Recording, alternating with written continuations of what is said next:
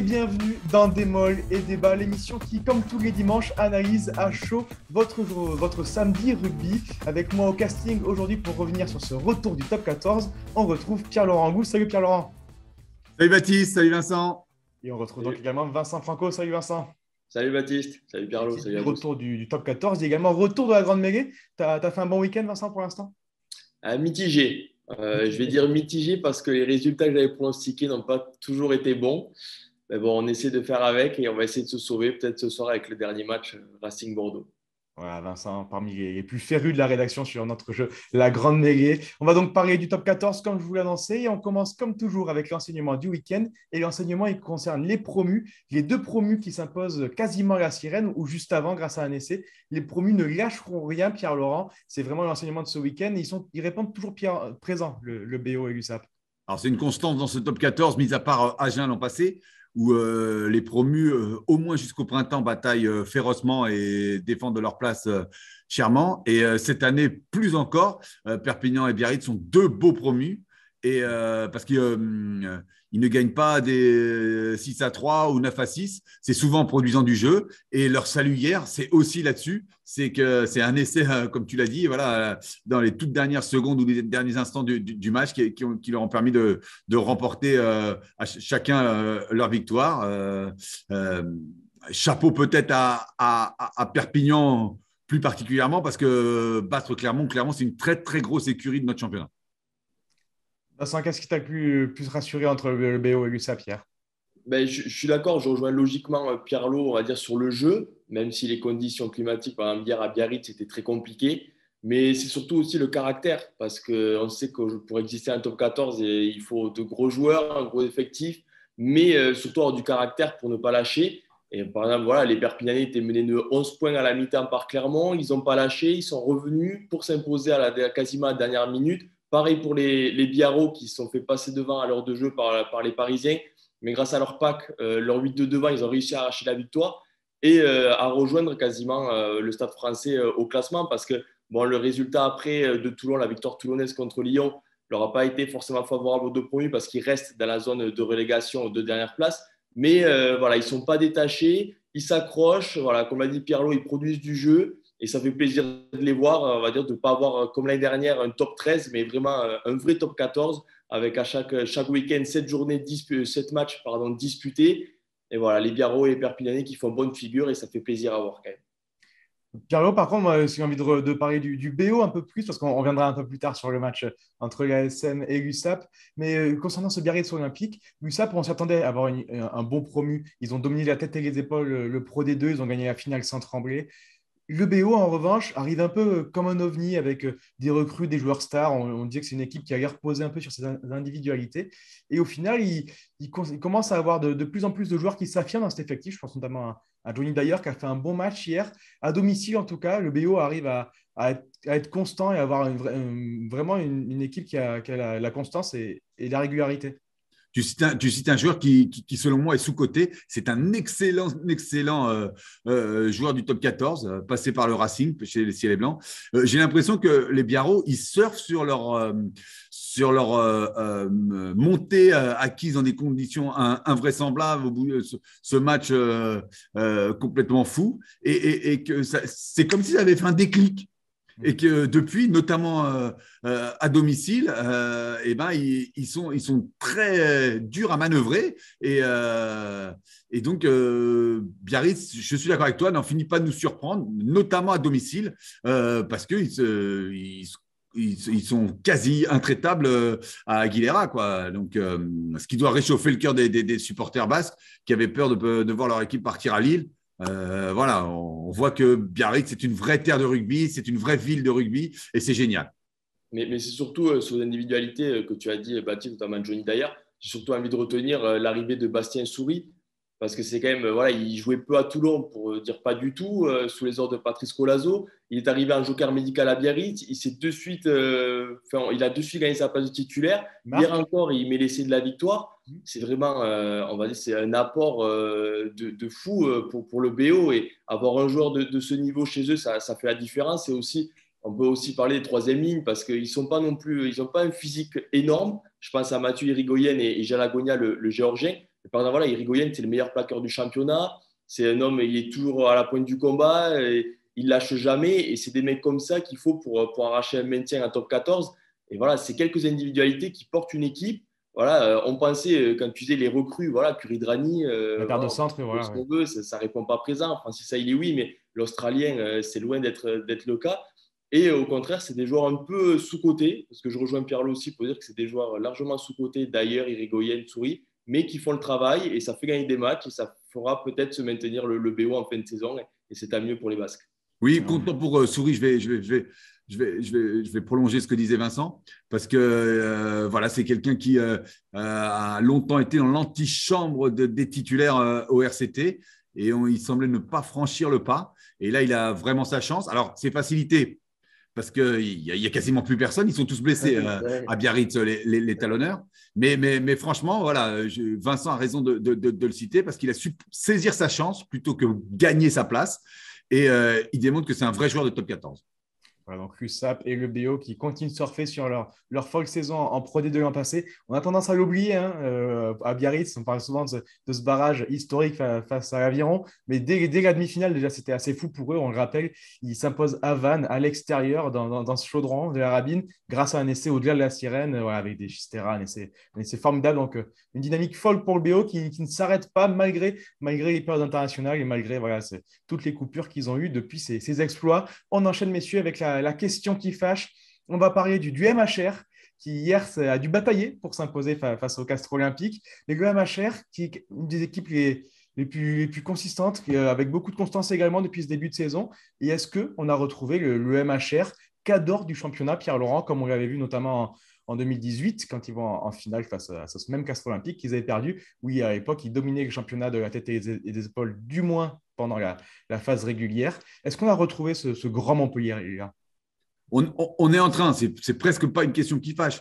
J'ai envie de souligner le travail de Philippe Saint-André et de son staff, et puis sans faire de bruit, sans être peut-être aussi impressionnant, mais ils enchaînent les bons résultats, les bonnes victoires. Des victoires comme ça, c'est marquant parce qu'on peut se dire, bon, ils ont gagné à domicile à la dernière seconde, enfin pas tout à fait à la dernière seconde, mais dans les derniers instants. Mais on commence à être au cœur de l'hiver. Enfin, c'était le premier véritablement week-end où il faisait vraiment, les conditions climatiques étaient difficiles pour toutes les équipes. Hein. Mais c'est des matchs comme ça qui, sur une saison, le supporter lambda oublie. Mais dans la construction d'une équipe, tout ça, c'est souvent ces matchs où quand tu es dans la difficulté, ou même si tu n'as pas été très bon, mais que tu l'emportes, ça participe à la cohésion d'un groupe. Tout doucement, il a pris son temps parce que je ne sais pas si vous vous rappelez, donc ça va faire un peu plus d'un an, ça fera en janvier un an que Philippe est revenu sur le bord du terrain, qu'il a imposé le fait que Olivier Azam et Jean-Baptiste Elistal restent dans le staff. Et c'est vrai qu'il n'y a pas eu d'effet de déclic tout de suite parce que les défaites continuait, même j'ai souvenir pour un de ses premiers matchs, notamment à Brive ou à Lyon, où ils perdent, mais dans le contenu c'était déjà mieux. Et là, pour une fois, on l'a pour une fois à Montpellier, on l'a laissé travailler et il a pu construire un groupe qui lui plaît. Et là, ils sont en train d'en récolter tout doucement les fruits. Et il faudra compter avec Montpellier cette année, nul doute. Et on en parlait avec Vincent ce matin, c'est au niveau des chiffres, et ça, il va en parler mieux que moi. Mais Montpellier n'est pas passé au travers d'un seul match cette saison. Je vais te laisser la parole, Vincent, mais voilà. Un point pris à chaque rencontre. Pour être honnête, c'est une statistique qui m'avait complètement échappé, mais ça va, on va dire, augmenter les propos de Pierre Laurent qui disait que le MHR avançait un peu dans l'ombre. Mais ils ont toujours amené au moins un point de chacune de leurs sorties. Leur plus large défaite de la saison, c'est de 4 points à Bordeaux, où ils étaient menés de 20 points à la 55e minute. Donc c'est quand même fou parce que, comme voilà, je l'ai dit, ça m'a échappé et ça a échappé à beaucoup de monde du grand public qui suit le top 14. C'est quand même un Montpellier qui est aujourd'hui 3e du championnat, qui s'est accroché hier parce qu'ils ont été quand même dominés par ces castrés pour avoir suivi attentivement la rencontre. Ils ont quand même été dominés. Mais Pierre Laurent l'a dit, l'année dernière, il s'inclinait à la dernière minute. Et cette saison, il s'impose souvent dans les dernières minutes et ça montre que quelque chose a changé. Et c'est Philippe Saint-André, il est pour beaucoup, je pense, là-dedans. C'est que le mental des joueurs montpelliérains, ils sont en confiance. Hier, ils ont reçu, on va dire, l'apport des quelques internationaux, notamment Paul Willemse, qui a fait beaucoup de bien au niveau de sa puissance. Mais quelque chose a changé cette saison au MHR. Et c'est tant mieux pour eux. Ils sont sur le podium. Ils sont qu'à 3 points de la deuxième place des Bordelais qui jouent ce soir au Racing. Mais voilà, quelque chose a changé. Ça marche dans le bon sens, dans l'héros. Et c'est tant mieux pour eux. Et on espère que ça va continuer dès ce week-end parce qu'ils reçoivent un autre, on va dire, ils reçoivent un adversaire qui est encore à leur portée, Perpignan. Donc je pense qu'ils peuvent enchaîner. Ils sont sur une série de 4 victoires et ça peut facilement faire 5 victoires ce week-end. Juste pour dévier un peu de la question, Pierre-Laurent, jusqu'où peuvent aller ces Montpelliérains? Est-ce que tu les vois capables d'embêter ces grandes équipes qu'on a vu prendre possession de la France et de l'Europe, comme Toulouse, La Rochelle et Bordeaux notamment l'an passé? Est-ce que tu vois les Montpelliérains à ce niveau-là ou pas? Alors, embêter La Rochelle et Bordeaux, pourquoi pas. Après, Toulouse reste, notamment cette année, très, très impressionnant. On l'a encore vu ce samedi face à Brive, où amputé de pas mal d'absents, ils se sortent d'un match piège typique. Voilà. Donc, et ils ne laissent rien à leur adversaire. Pour en revenir à Montpellier, oui, je pense que je les vois dans le top 6. Pourquoi pas en demi-finale aussi, parce qu'ils ont le potentiel. Après, ça sera peut-être un peu juste parce qu'ils ont peu ou plus l'habitude de jouer ces matchs coup près où on a la boule au ventre Même si c'est mais la avec un Challenge peu de Cup, chance ils parce ont que voilà, remporté la Challenge Cup l'an voilà, passé qu'avec des matchs à élimination directe.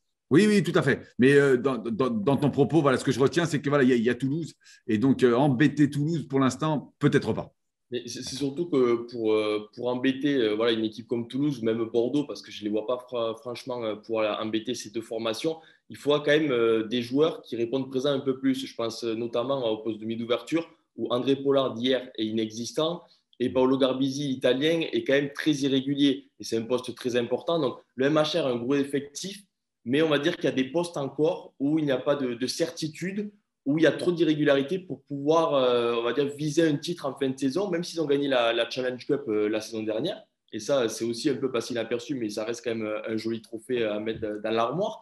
Mais hier, Montpellier gagne, mais il y a quand même quelques lacunes qu'il faudra gommer pour déjà assurer sa place dans le top 6, même si je pense comme Pierlot qu'ils y seront en fin de saison, mais surtout pour viser voilà, une demi-finale ou même une finale top 14 comme en 2018. Ce serait une énorme performance pour les Montpelliérains. Il nous faut quand même un peu plus de régularité à des postes très importants. Ils ont de grands joueurs sur le papier, mais il faudra répondre présent sur le terrain.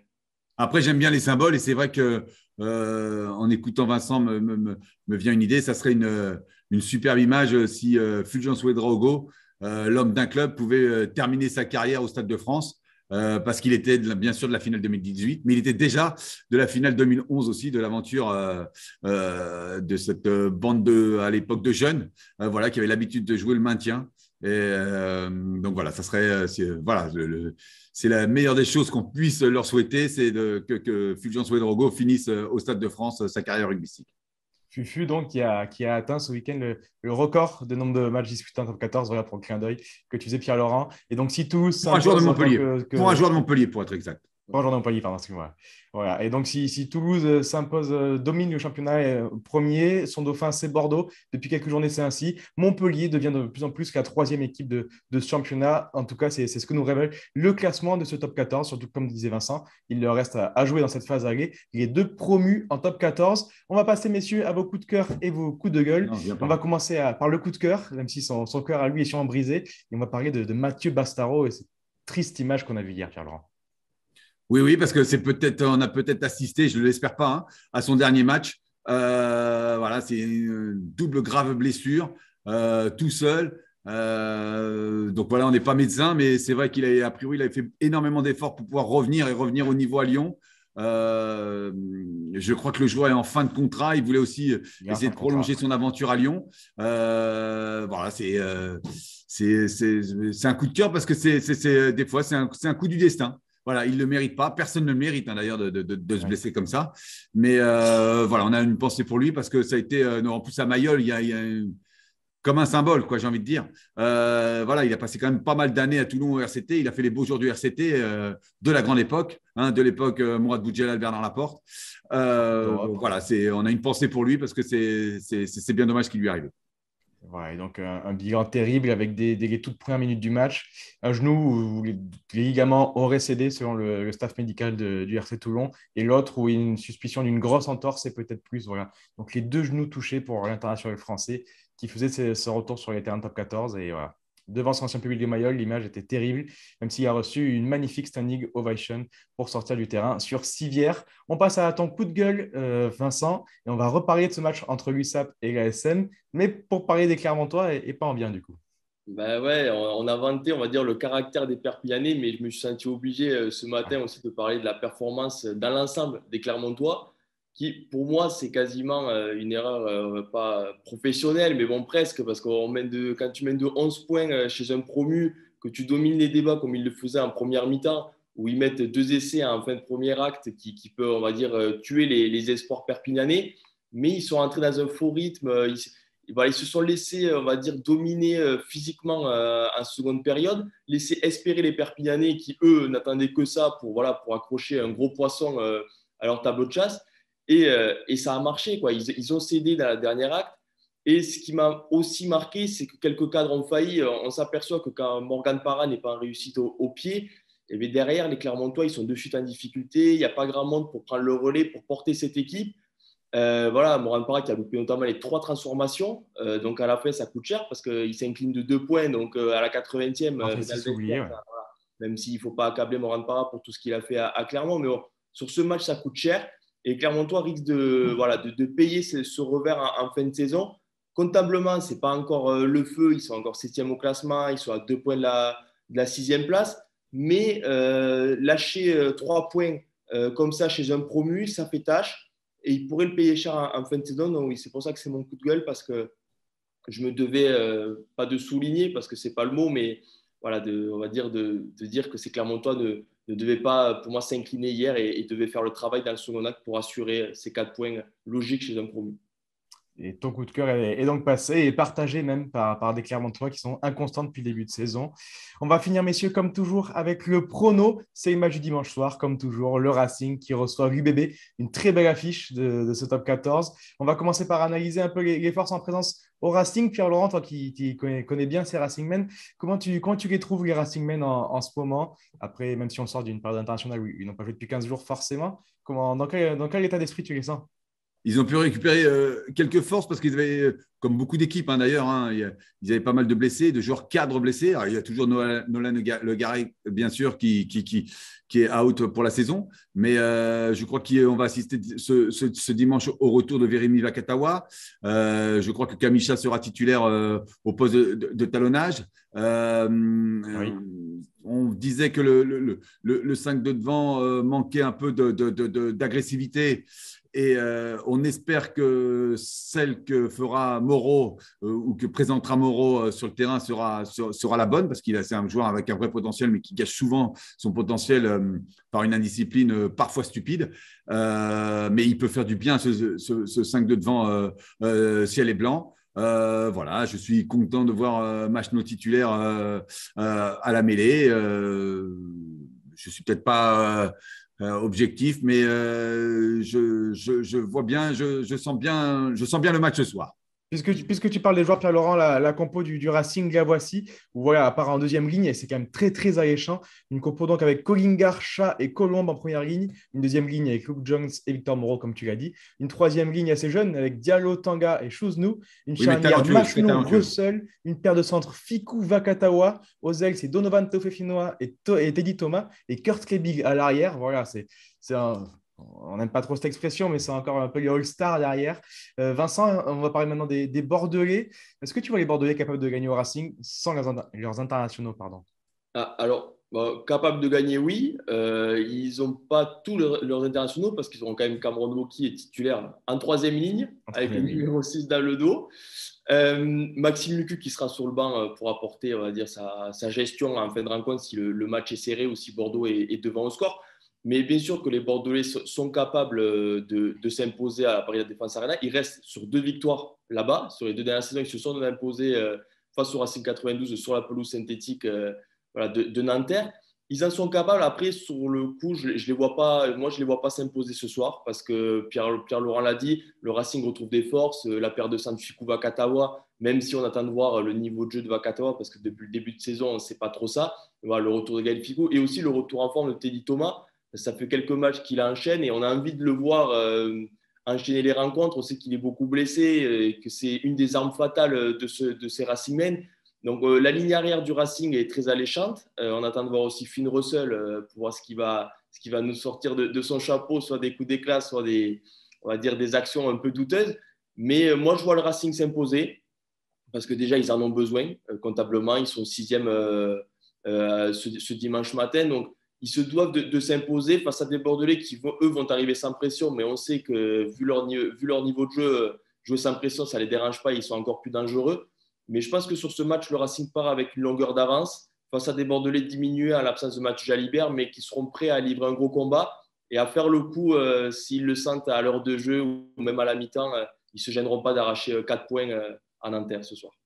Très bien. La compo du bébé, donc, la voici avec une première ligne Paiva, Lamotte, Kobilas, une seconde ligne Douglas avec Jolmes, une troisième ligne avec l'international, comme tu as dit, Cameron Rocky, associé à Picamol et Diaby. À la charnière, on retrouve Liesgourg et Trinduc. Aux ailes, Lam et Cordero, attention quand même. Au centre, Moefana et Soiteni et Buros à l'arrière. Voilà. Comme vous êtes tous les deux d'accord, Pierre-Laurent, courte victoire du Racing ce soir, c'est ça? Ah non, une victoire avec un certain écart. Le Racing a besoin de points. La ligne de 3/4 est alléchante. Je pense que ça va marquer des essais. Allez, un petit 35-16 des familles m'irait très bien. Très bien. Vincent, ton avis? Je l'ai déjà dit, je vois le Racing s'imposer. Alors, avec un peu moins de marge que Pierre-Laurent, 35-16, bon, 20 points d'écart, ça me paraît beaucoup. Une victoire, on va dire, de 5 points, même si on sait que sur la pelouse synthétique, on voit souvent du spectacle, de nombreux essais avec ses lignes arrière. Tu l'as dit, Benlam, Santiago Cordero, ça va courir vite et le moindre espace, ça va le prendre. Mais une victoire de 5 points, je pense que le staff Racingman signe de suite avant le coup d'envoi. Une victoire du Racing, pas avec 20 points d'écart, mais voilà, une victoire du Racing, 27-22 à l'arraché, mais qui sera importante en fin de saison.